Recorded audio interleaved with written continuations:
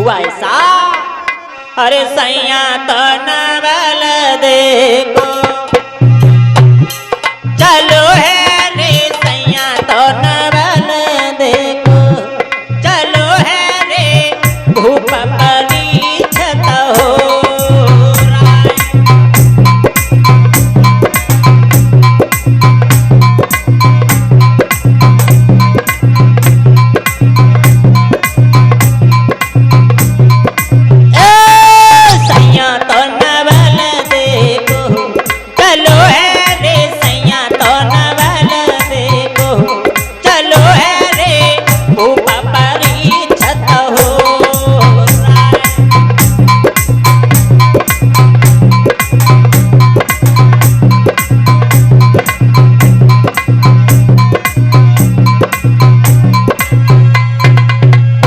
महाराज परीक्षित शिकार खेलने के लिए चले और जब शिकार खेलने के लिए चले तो रास्ते में पहुंचे हैं तो इन्होंने क्या देखा, एक गाय एक बैल चिल्ला रहे हैं, चीख रहे हैं। उनकी पीठ पर जब कलयुग का मूसल पड़ता है तो ऐसा मालूम पड़ता है कि पूरा भूमंडल हिल जाता है। वो आवाज सुनने के बाद महाराज परीक्षित ठहर गए, रुक गए। गाय और बैल को पास में बुला लिया, क्यों रो रहे हो, क्या हो गया तुम्हें?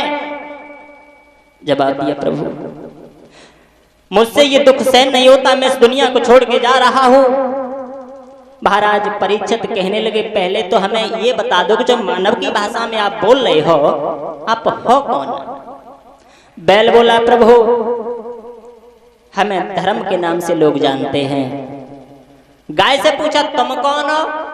जवाब दिया, प्रभु मैं पृथ्वी हूं, लेकिन मुझसे ये अत्याचार सहन नहीं होता, इसलिए मैं इस दुनिया को छोड़ के जा रही हूं।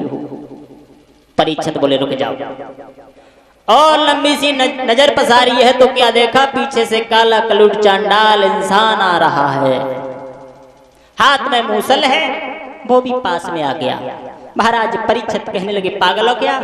अरे क्यों मार रहे हो ऐसे, क्या बिगाड़ा इन्होंने तुम्हारा? कलयुग बोला, प्रभु बात ये है मेरे रहने का कोई स्थान नहीं है, मैं कहां रहूं? परीक्षित बोले, तुम हो कौन? जवाब दिया, मुझे कहते हैं कलयुग। अच्छा। महाराज परीक्षित ने हाथ में तेग निकाली, जवाब दिया, मैं तुझे छोड़ूंगा नहीं, मार दूंगा। जो तलवार आगे को बढ़ाई, कलयुग ने दोनों हाथ जोड़े, जवाब दिया, प्रभु मार देना, मारने के लिए इनकार नहीं करता हूं, लेकिन एक छोटी सी बात सुन लीजिए। छोटी सी बात ये है ना, जिन ब्रह्मा जी ने सत्ययुग त्रेता द्वापर को बनाया, उन्हीं ब्रह्मा जी ने हमें प्रकट किया है। अब मर्जी आपकी है, मारना चाहते हो या छोड़ना चाहते हो? परीक्षित जी ने विचार किया, अगर ऐसे मार देंगे तो ब्रह्मा जी की आन टूट जाएगी, मारेंगे नहीं। धर्म ने देखा जब ये मारेंगे नहीं तो धर्म कहने लगे, प्रभु अगर इसे मारोगे नहीं तो इनके शासन में बड़ा ही अत्याचार होगा, बड़ा अत्याचार होगा, इसे मार दो। परीक्षित बोले, क्या होगा इनके शासन में? तो धर्म कहते हैं, सुनो महाराज, इनके शासन में के कछु दिन के बाद जमाने की अब हवा बदलने वाली है।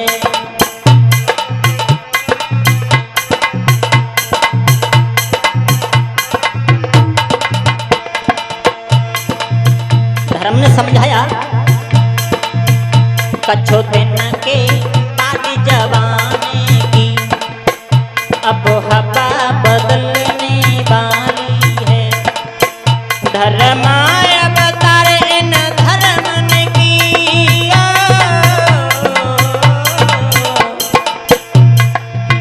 धर्म अवतार इन धर्म ने की, सबसे आखिर दिवाली है। कछु दिन के बाद जवानी की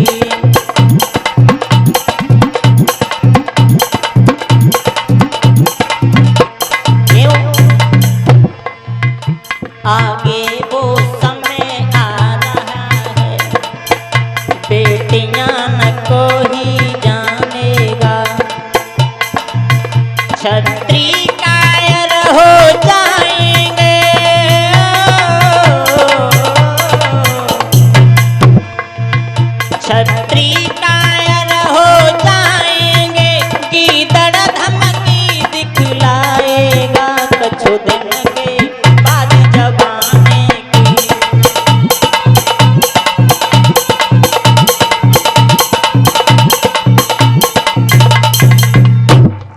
अब यह तुम्हें नहीं मालूम, इनके शासन में वो समय आने वाला है कोई धर्म नहीं जानेगा।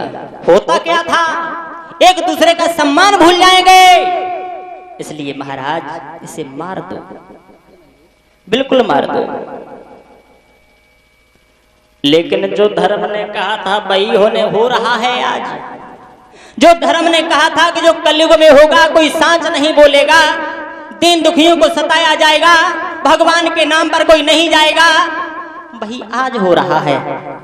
लिखा तो ये है आज इस कलयुग में, हरे सांचन की कदर नाए झूठन के सत्कार, काऊ को न लेके देवे बात कहे होशियार, सीधे साधे भोले भाले उनसे लोग कहेगा मार, साहब बतावे चोर चोर बने साहूकार।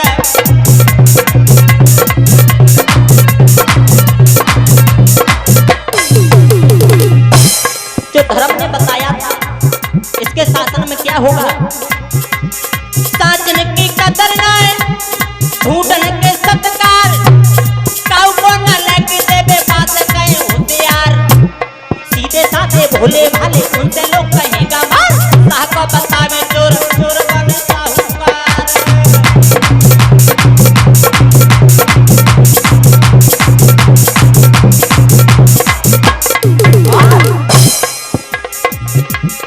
विप्र भय विद्याहीन, क्षत्रिय भय बलहीन, वैश्य भय लोमिका में शूद्र भय पराधीन, चारों ही वर्ण निज धर्म से भय छीन, तप गयो तेज गयो बुद्धि है गई मलिन।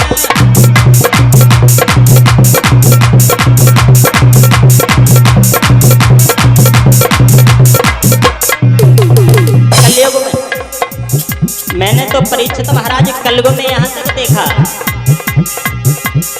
बेटा नाचे बापू देख रहे,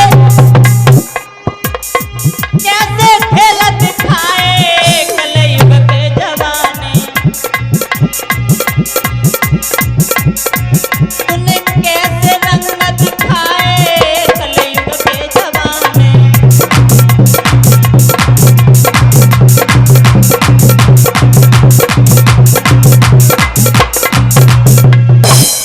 जो धर्म ने कहा था कलयुग के शासन में एक दूसरे का सब बेईमानी करने पर रहेंगे, कोई सांच नहीं बोलेगा, भगवान के भजन में कोई नहीं जाएगा, जाने को लोग पीछे को कदम बढ़ाएंगे। और कलयुग में यहां तक देखा होगा परीक्षित महाराज, अगर कहीं पे शादी हो, अगर डीजे लगा हो, अगर किसी की शादी हो, अगर वहां पे धोखे से अगर गाना बजा दिया कि आज मेरे यार की शादी है, तो वहीं पे पिताजी नाच रहे, वहीं पे लल्ला नाच रहा और वहीं पे बिटिया नाच रही, और अगर मौका लग जाए तो वहीं पे उनकी मम्मी पहुंच जाती है कलयुग में। अब सोचो अगर गाना जब बजता है, जब कोई वहां पे नृत्य करता है, नाचता है, तो जो गाना बजता है वही मुख से आवाज निकलती है।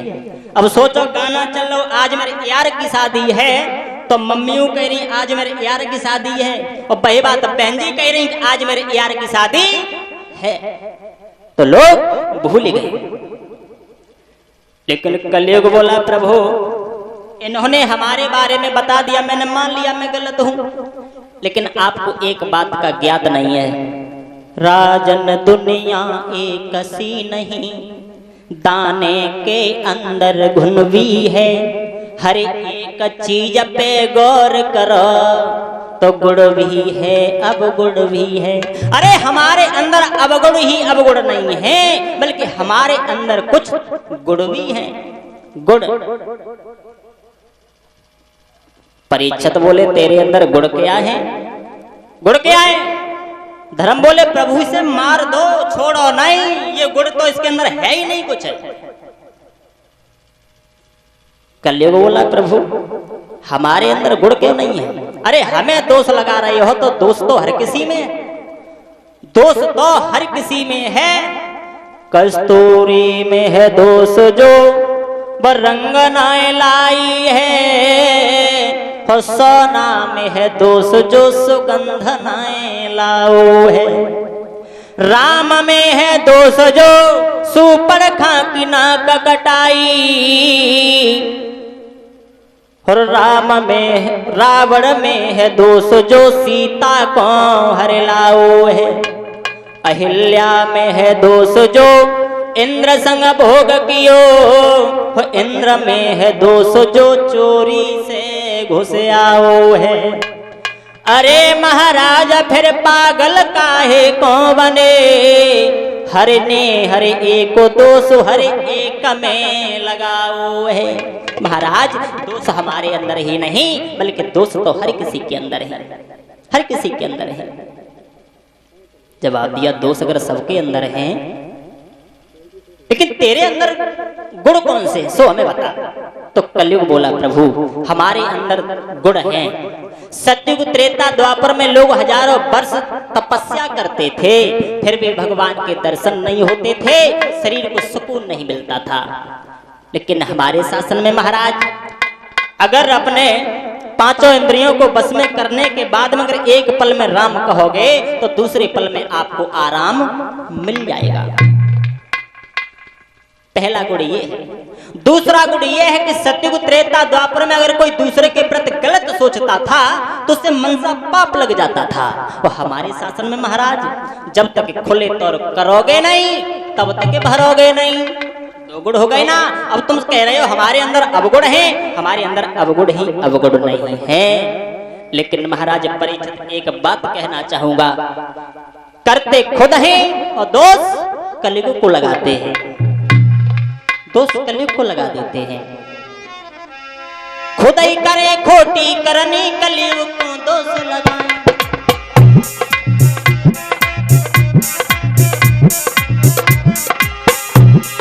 खुद ही करे खोटी करनी कलयुग को दोष लगाए। ताई से तो मजधार में जनैया डूबी जाए, विपत्ति भैया नाय डरनी नाय डरनी।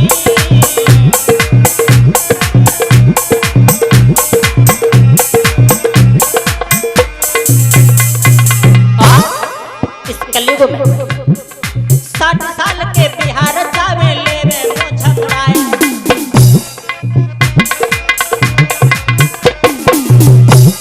क्या कलयुग ने कहा था कि बुढ़ापे पे जाना शादी करने के लिए? नहीं।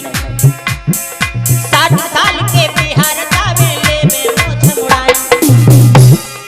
परना बन पलकी में बैठे कर कंगन बंधवाए, पर सवार की परनी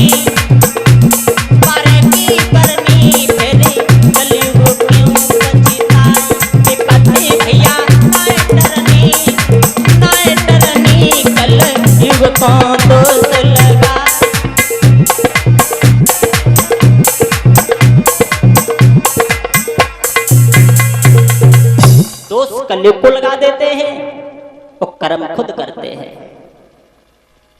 अगर किसी ने अच्छा महल बनवा लिया तो उस पर लिखवा देते हैं फलाने सिंह भवन। अगर धोखे से अगर घर में एक बुकरिया मच जाए तो क्या कहता है? भगवान ने बहुत गलत करो। अरे भगवान क्यों गलत करेंगे? भगवान कभी गलत नहीं करते। भगवान जो भी करते हैं वो ठीक करते हैं। परीक्षित कहने लगे कलयुग तू हमें ये बता दे कि चाहता क्या है? कलयुग ने दोनों हाथ जोड़े जवाब दिया प्रभु हमें रहने के लिए जगह दे तू। परीक्षित कहने लगे कोई बात नहीं, अगर तू ज्यादा जिद कर रहा है तो एक काम कर, तेरे रहने की जगह मैं बता रहा हूं, जहां पर मदिरा पान किया जाता हो तुम उस जगह पर रहो, जहां पर झूठी बातें होती हो वहां पर रहो, और जो भगवान का भजन न करता हो तो उसके मुख में जाकर के रहो। जवाब दिया प्रभु एक भी जगह ऐसी नहीं बताई जहां पर हम 1 मिनट के लिए आराम कर सकें, कोई थोड़ी सी अच्छी जगह बता दो। परीक्षित बोले चल कोई बात नहीं, तो एक काम कर तेरा निवास सोने में होगा, सोने में। कलयुग को तुरंत ही मौका मिल गया, क्योंकि सोना 2 प्रकार का होता है। एक तो सोना वो होता है जो हम और आप धारण करते हैं, एक सोना निद्रा को बताया गया जो हम और तुम शाम को सो जाते हैं। लेकिन जो धारण करते हैं, जो परीक्षित महाराज सोने का मुकुट सिर पे पहने हुए थे, तो कलयुग ने तुरंत ही मौका पाने के बाद में, अरे कलयुग छोटो रूप बनायो,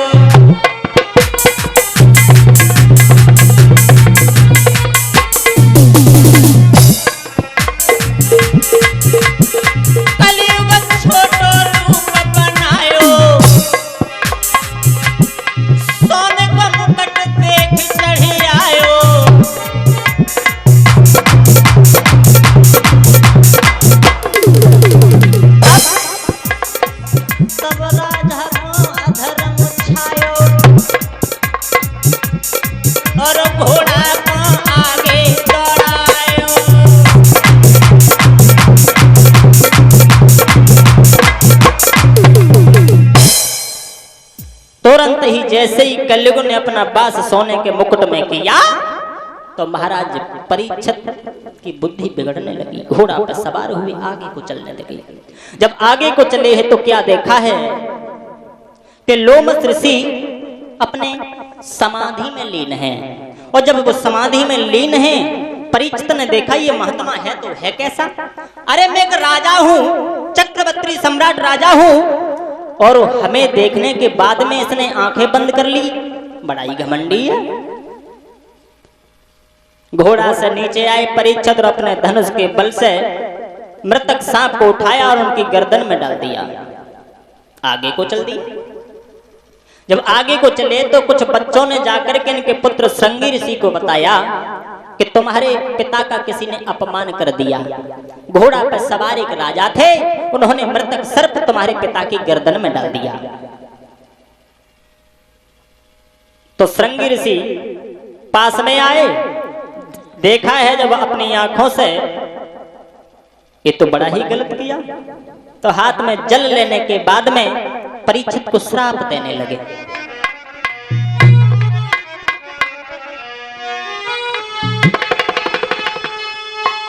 ओ धन के मत वाले राजा, ओ माया मद के दीवाने, मेरे हाथन से लिख भेजी है मौत तो तेरी विधाता ने।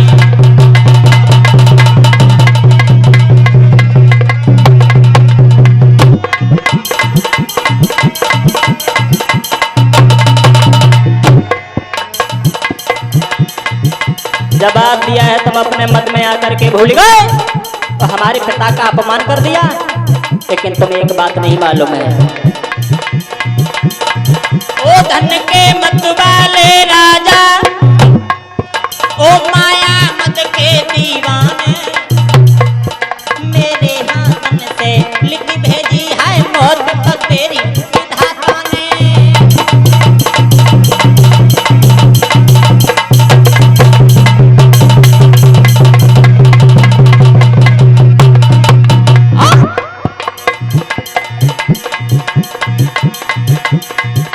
सावधान ओ सावधान,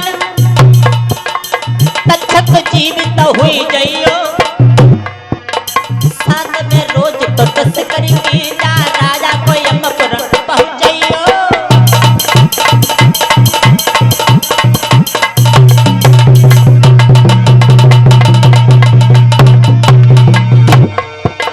हुआ ऐसा जब ही सुनो श्राप को नाम, ऋषि की आंखें खुल गई हैं। जब ही सुनो श्राप को नाम, महात्मा की आंखें खुल गई हैं।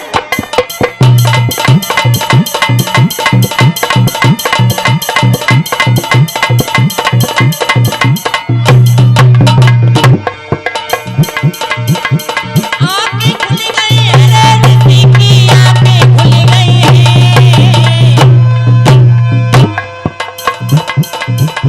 भैया सुनो श्राप को नाम, महात्मा की आंखें खुल गई हैं।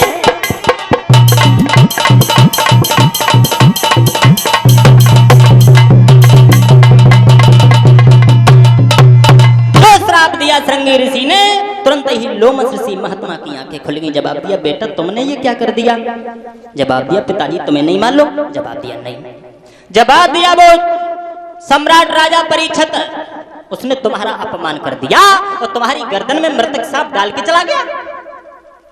जवाब दिया, बेटा तुमने बहुत गलत कर दिया, इसमें दोष परीक्षित का नहीं था। क्या पिताजी? हाँ, दोष नहीं था। जवाब दिया, हाँ। जवाब दिया, परीक्षित के सिर पे कलयुग सवार था, इसलिए उनसे ये पाप हो गया। तुम एक काम करो, श्राप देने के बाद कभी वापस नहीं होता, तुम जाओ उन्हें सूचना पहुंचाओ कि वे अपने मौत का इंतजाम कर लें, अपना कोई उपाय ढूंढ लें। परीक्षित जब घर पर पहुंचे, सिर को उतार के जब रखा है, तो उनकी आत्मा पाप पाप कहकर के चिल्लाने लगी, मुझसे पाप हो गया। सूचना मिली है कि तुम्हें श्राप लग चुका है कि 7वें दिन तुम्हारी मौत हो जाएगी।